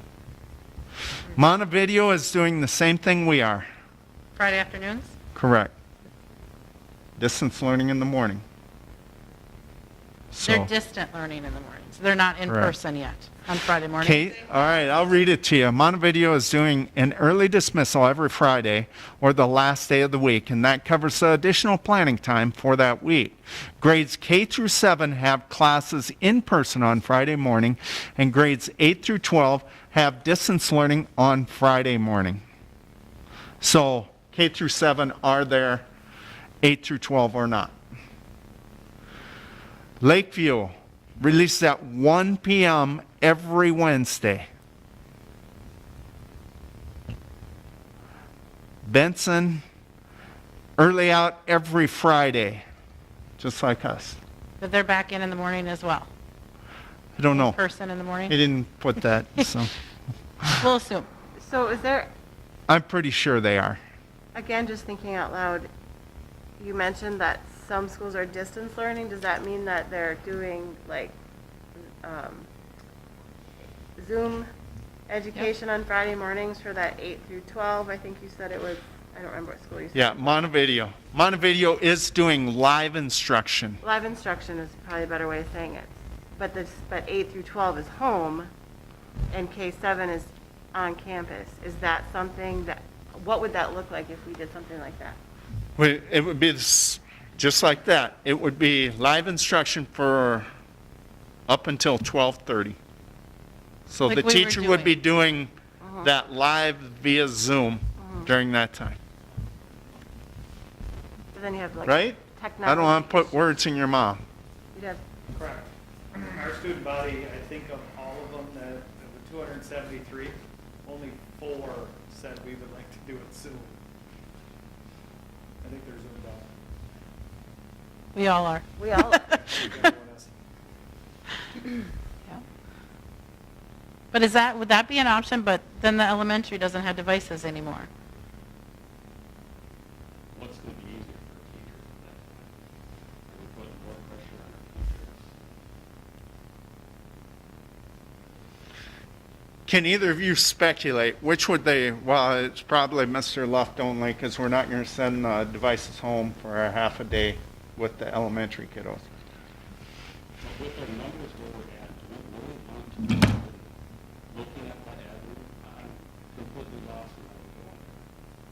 It's just another option. We're looking at all options. I guess, Ryan, what do you think? What are your thoughts on that? In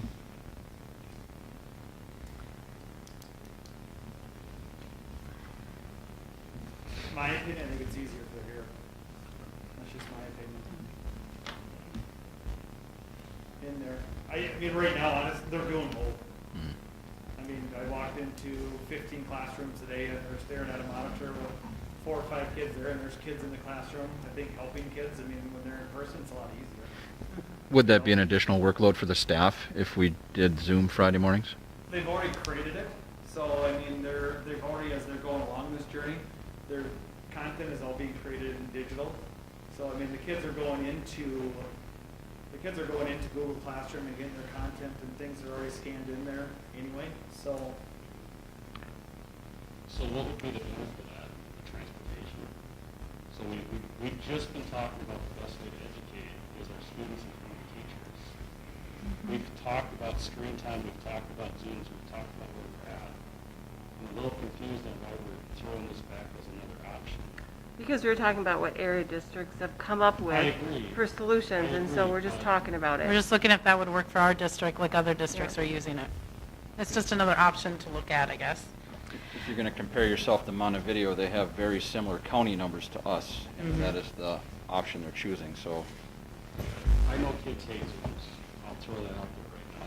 And we're probably not doing it. So I agree for having it as an option, but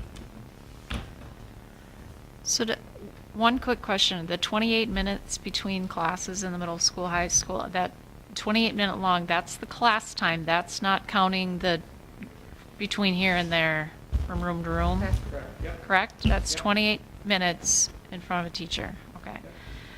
So this was an action item, so, we can certainly continue this discussion. can I throw, But the option, go ahead. can I throw one more thing out? So just say we use that as an option. Use what? Use Use what? what as an option? The Zoom option, sorry, the last option we were just talking about. Okay. We asked our parents what they're doing. What are our parents say feel if that option is in there? And I don't want to jump into that, but I'm just saying, as we're weighing that as an option, our parents are saying they want the kids back in school. Percentages definitely show that. I mean, I just want to be careful what we're looking at. We have a lot of options here, I agree. I guess I have to ask about it. You brought it up, Rich, and I know it's a piece of the considerations that we've always had is the mental health aspect. So what are the benefits of staying as is with the mental health aspect? What are we seeing from that? Obviously, the grades are not suffering because of what we're doing on, I guess, compared to our averages. Would that be fair to say, Ryan? We're close. So we're close on grades. So if you want to look at it that way, academics isn't necessarily suffering. So what are the benefits we're gaining with the mental health? Well, people are going to argue on both sides of this issue. I'm going to say that having your kiddo here with their peers and around teachers is going to help their mental health. But a mask break, parents are saying that's important. I suppose it's people that are frustrated with having to wear masks. And I understand that. I'm not minimizing that at all. So when we were distance learning, we heard they need to be in school. They need to be in school for their mental health. They need to be around their peers. They need to be in school. They can't be in front of a Zoom meeting all day long. So now we've got them back in school for 4 days. They have to wear masks. They have to social distance. So bringing them back for that other half day, like you said, is it this? It's the same mental health argument then. I think they have to be in school. I'm just going They to take have a be piece in- from the student surveys, and I hear what you're saying, Rich, about student surveys and have to take those with a grain of salt. But I think the workload and the added benefit that they're getting to help manage our workload with that Friday pays some pretty big dividends on the mental health as well. So I think we need to take that piece into consideration. Absolutely. But if we're getting our world's best workforce hat on, you know, are we preparing them for a 5-day-a-week job? There's that. If we only say, oh, you only have to be here 4 days. But we're also helping them manage their schedule. I mean, they're learning a skill to manage their schedule on their Fridays to get their assignments and work done. I mean, I'm not trying to steer anybody. I'm just trying to talk this part of the conversation. This is tough.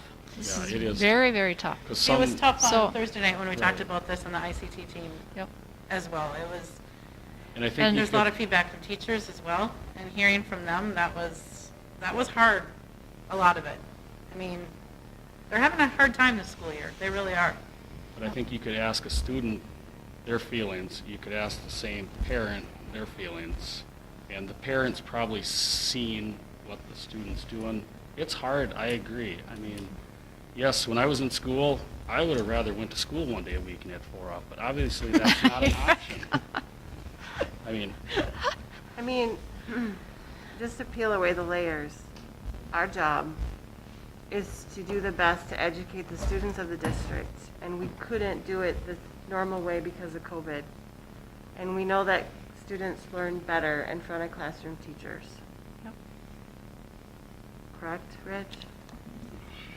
So I realize there are a lot of caveats to this, and this is going to be a very tough decision, but if we think about our job, and the numbers are saying that the health and safety of students is very, very low. The risk is very low right now. The mental health is still there, but to me, I think that's always going to be there because the pressure was so hot to get the kids back. You can't flip back the other way and say, I mean, what happens in September if we go back to 5 days a week? I mean, this is just. Or we could go back to distant learning too. We don't know what's going to happen over the We summer. don't know. We don't know what's going to happen with But it numbers. could just, Right. it could be just a normal year. And we're Right. back 5 days. So to throw, as long as we're throwing away out all the caveat agree. pieces to this. Very well put. For- Very well. Yep. If we're looking to go back Fridays, is 19th the soonest that we're looking at? I think whatever motion you make would include a date. Yep. So we can certainly entertain a motion. So before we do that, Yep. just one more thing, talking date. Is Yep. if we do truly listen to the comments the parents made, and if we are going to bring the kids back, potentially, we need to give them some time to plan, especially for littles with childcare, et cetera. And if we cannot do it on the 12th. No. That is No. way too soon. And I'm not even sure the 19th is enough time, but the sooner the better, potentially. The So poll for- that we took for the incident command team, it's right there, but it was March 12th, March 19th, or April 9th. And the majority did say April 9th was a majority. When Just is- because for planning purposes, I do believe. When's the first day of the fourth quarter? The 9th. I think it would be April 9th. I can look it Is up. that Friday? March 29th. That's what I Oh, thought. Is April 9th a Monday? well, What did we have? March second- 25th though isn't a day of school. It is. It's Right. end of, oh yeah, because the 25th is end of quarter, and the 26th is their staff development day. Oh, the 25th, but that's not a Friday, right? the 26th is a Friday, isn't it? And then they have Monday off too, I think. They have the 2nd and 5th of April off Oh, that's right, because it's Easter. Easter. for Easter, or spring break, or whatever. Yep. So the 9th would be the first Monday after Easter then. So it'd either be the 19th or the 9th is a 9th. Friday. Yeah, that would be the first Friday That would be the back. first Friday off. Okay. Oh, yes, I see. Back to school, if we went back to Yes. school full-time. I'm understanding that now, thank you. Yes, the first Friday back, got it. Would be after Easter. Mm-hmm. So if the 12th is too soon, And the 2nd, there's no school. Yeah. Anybody have a I'm looking at ballpark March. how much time? that So we're- this Friday's too soon. Next Friday, too soon? Next Friday, the 19th, Yep. Next Friday is the 19th. and then there's no school the 26th. Is it, So can we logistically get the buses and everything lined up easily for the 19th if we were to choose that? But then you're looking at families trying to make And- daycare Yep. decisions And then too, we've got trying to daycare get decisions. everything. so it's either gonna be, I would say either the 19th, the 26th, they don't have school, They do correct? Second, they don't have, there's no school. Yep. So that it's either March 19th or April 9th. Right. I will say from the elementary survey, some parents did note they've already checked into the daycare options, knowing that So- it could be happening. They already checked with daycare? There were some comments that. Yep, I remember that. Probably had access to that said that they did check in with daycare. Well, if we bring them back, There were some. if we bring them back the 19th, that's one Friday, and then they have 2 Fridays off. Yep. There's the mental health break. Give them a chance to see how it's going to go. Yeah. How many Fridays of education would there be, whoever's got the calendar up, I do. if we went back on the 9th? Started on the 9th? How many Well, Fridays? it's just going to be one more Friday than the 19th because the other two Oh, true. are out. 8 Fridays. There's 10 left. Then. Yeah. Yep. The 12th, they'd move it to 9. The 19th, they'd move it to 8. Because of the break in there, I mean, is there any harm in just thinking about the 9th? For families, because I think, I appreciate the families that maybe have made some planning, but I'm guessing there's still some that haven't. And realistically, how quickly can we communicate to the families we've made a change Right. and the bus? I mean, we have emails and stuff going out tomorrow already to students. I mean, that's pretty quick for you guys to turn that around. So we can Okay. take a vote on this, and then So we we can can ma- vote on when we want to bring, what day we'd like to start back. We could do the 19th or the 9th. If you want to make it 2 motions, it would be great if we could have it all in one motion, you know, the plan to, the model adjustment and the date all in one, but I understand if somebody wants to do So the that 19th differently. The 19th versus the 9th, we're talking one Friday, is that what I'm hearing? Yes. Basically. Because we don't have school the 26th and the 2nd. So really, you're talking, if you go back the 19th, it's one Friday before the 9th. Yep.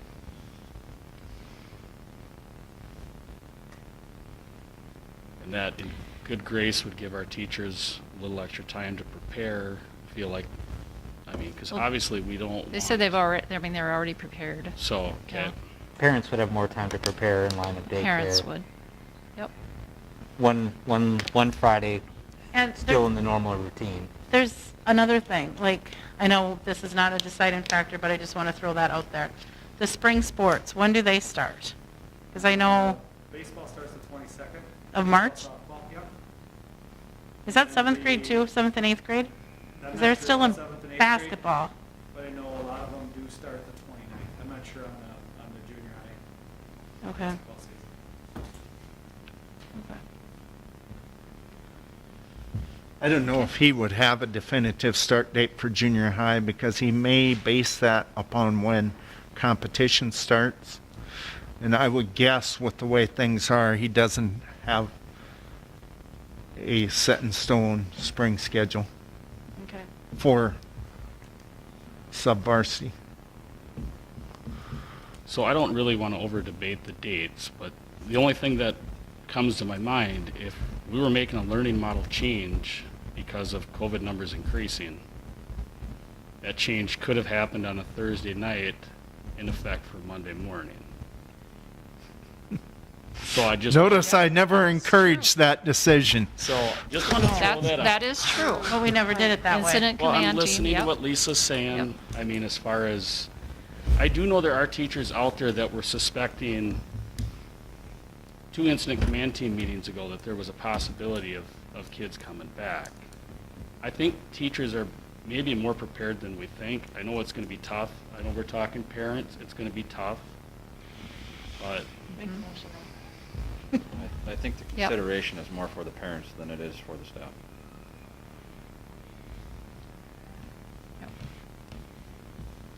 my So if feelings, anyone- I'd like to make a motion. Great. Anyone's prepared to make a motion? I will make the motion to bring the kids back on March 19th. My feelings, allowing the kids to come back, we have a chance to see how it's going to work. They get a mental break, mask break. That way we're good to go by the 9th. My motion is for March 19th. March 19th. Can you just elaborate which students? All students. K through 12. Sorry. Pre-K. Pre-K. Okay. Pre-K Pre-K to through 12, beginning the Friday of March 19th Yep. in the morning. Dismiss at 12:30. Yep.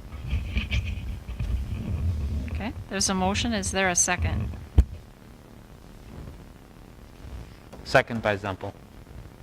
Thank you. There's a motion and a second. Any other discussion?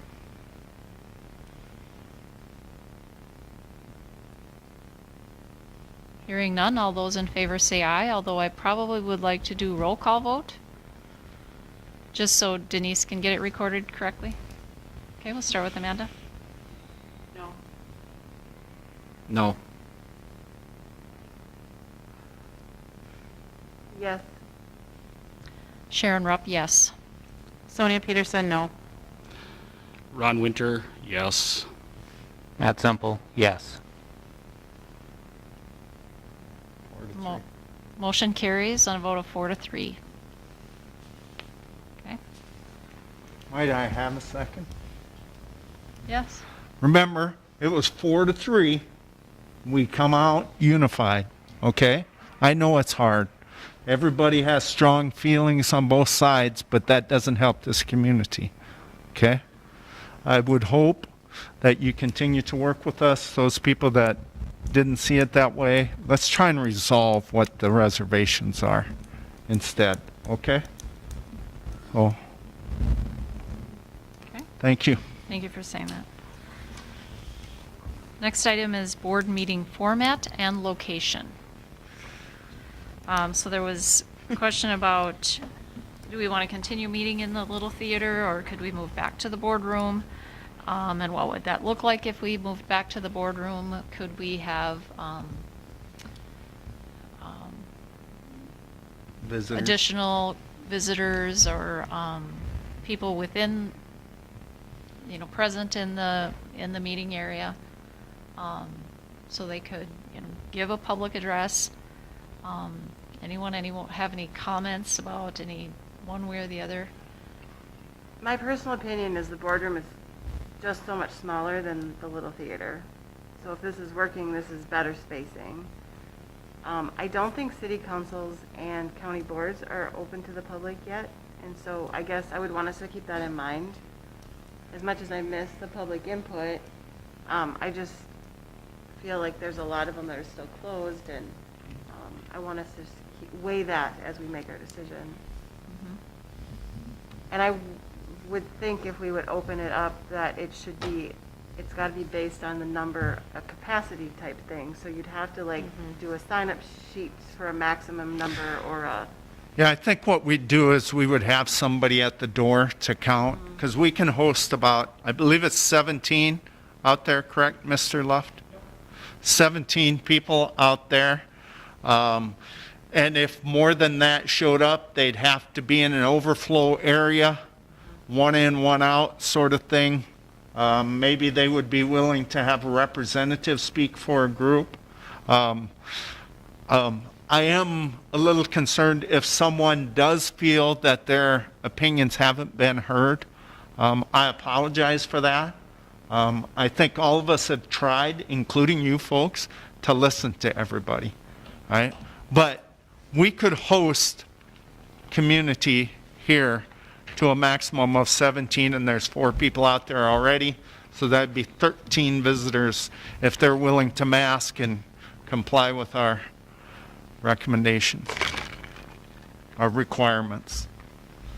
So, I also want to add, I feel sorry for Denise that she has to carry all this equipment over every month. It would be easier if she didn't have to do that. If we had the boardroom, she wouldn't have nearly as far to travel with it. But I do thank her for doing this. It is appreciated. If we moved to the boardroom, it would still be videotaped. We would still be streaming, We can still be 6 feet apart because we did at the beginning of COVID in there with the masks on. masks Yeah. on. So, we can maybe get one visitor besides these 4 people into that We space. would Right, be which limited. we- Space and the ventilation's much different in the boardroom though. It's not nearly as open as this. I understand if people can't hear us. I apologize. I thought we spent decent money on the microphones. So I suspect when my battery's not dead, my kids always told me I could wake anybody up. So I suspect that's just some of us getting used to it. I think it is because when I watched a couple of board meetings last fall in the boardroom, it was very difficult to hear. So it's just the nature of talking close enough and us remembering that we have to talk louder. I have no idea if people can even hear me, but well, and it's No, even I- harder with a mask on to hear. I Yeah. mean, right now, Dawn, I can barely understand what you're saying because it's muffled, but that's just the normal yeah, mask wearing yeah. issues. I mean, I appreciate hauling all this stuff over, but I have to agree with Jeremy. The space in here is better air, and if we were thinking about opening it up to the public, I would say, why wouldn't we stay in a space where we could at least get a few more people versus one? That's my opinion.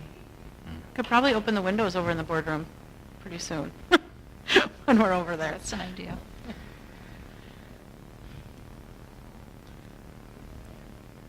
I think for airflow, yes, this is more, we would definitely be able to get more people in here if they chose to come.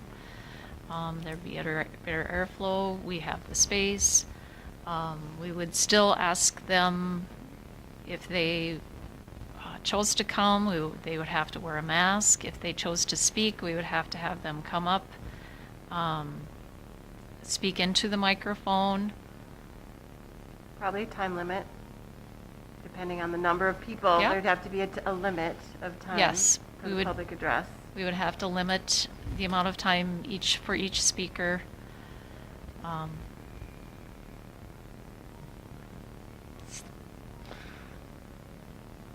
So I don't know that we need to make a motion for this, do we? No, I don't. We'll We've got- change that. Denise and I will look at how the wording will be, that visitors will be allowed to the maximum capacity of the room. Overflow space will be available so people can enter and exit. So And- after someone's done speaking, we're going to politely ask that you please step out so that other people, and they'll still be able to watch it live on YouTube. Exactly. Oh, But I just want to say that, we have one spot for those listening for a public address to the board. It's in the very beginning of the meeting, and it cannot take 2 hours. Right. If there are 30 people that show up, there will be a limited number of people that could talk, I would assume, with very limited timeframes. Historically, we've just set a limit of like 10 to 15 minutes for the public address, depending on the circumstances. Mhm. And so that's my belief, and of course, Yep. whatever we decide as a board, but and even those people, if they contact me and I know they're coming in and stuff like that, we can really work with them. If people think I'm trying not to listen to them, I think they're misunderstanding. I think that would be helpful too if the board knew somebody really wanted an audience with the board. Yeah. We could prepare for that. Yeah, absolutely. I mean, I welcome it. Could we implement a sign-up sheet even? Okay, so I talked to Terry Moreau. He's the legal services attorney for MSBA. He said you should not limit it by signing up. They should sign up when they come in and indicate that they are, but you can't limit your audience Right. if you open it up to public comment. So, They have to have access to us. So it's this or open to that 17 capacity.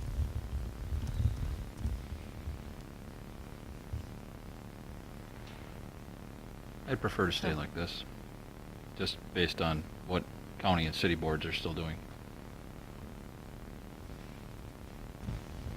Give it another month? Give it another month or two. I mean, we've got 2 months left of the school year, Right.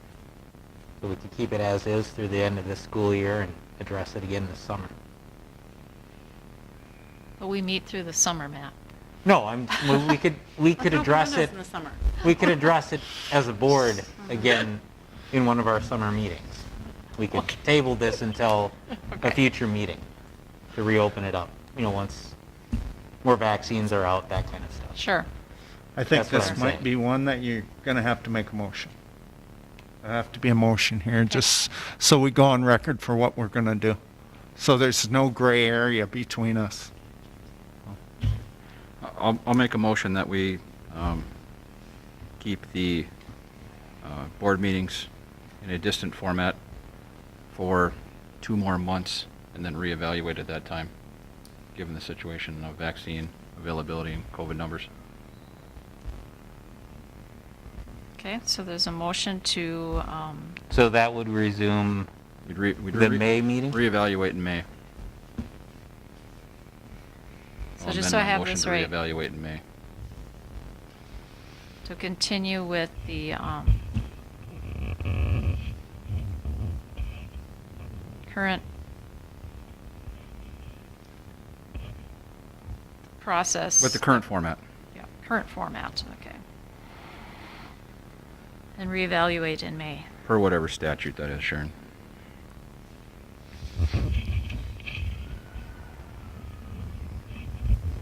Okay, there's a motion, is there a second? Second by Zumpel. There's a motion and a second, any other discussion? What if the governor lifts all of this? Lifts what? Lifts all of the masks and the social distancing and, at Well- the end of April. Then we'd have to readdress Yeah. it then, based on the new executive Yeah, order. Good luck. No. Yeah, I suppose we would have to readdress it based on, I think so. I Right. don't think we could guess that at this point, Right. really. Okay. We have the option for special board meetings, we have Yep. the option to just address it at the next meeting. Okay. I was just wishful thinking. It was really wishful thinking. It was really good thought. We're waiting for that announcement. Okay, there's a motion and a second. Any other discussion? Okay, I think we'll also do roll call vote on this as well. Amanda Lisi, yes. Jeremy LeBlanc, yes. John Odegaard, yes. Sharon Rupp, no. Sonia Peterson, no. Matt Zumpel, yes. Motion carries, vote of 4-3.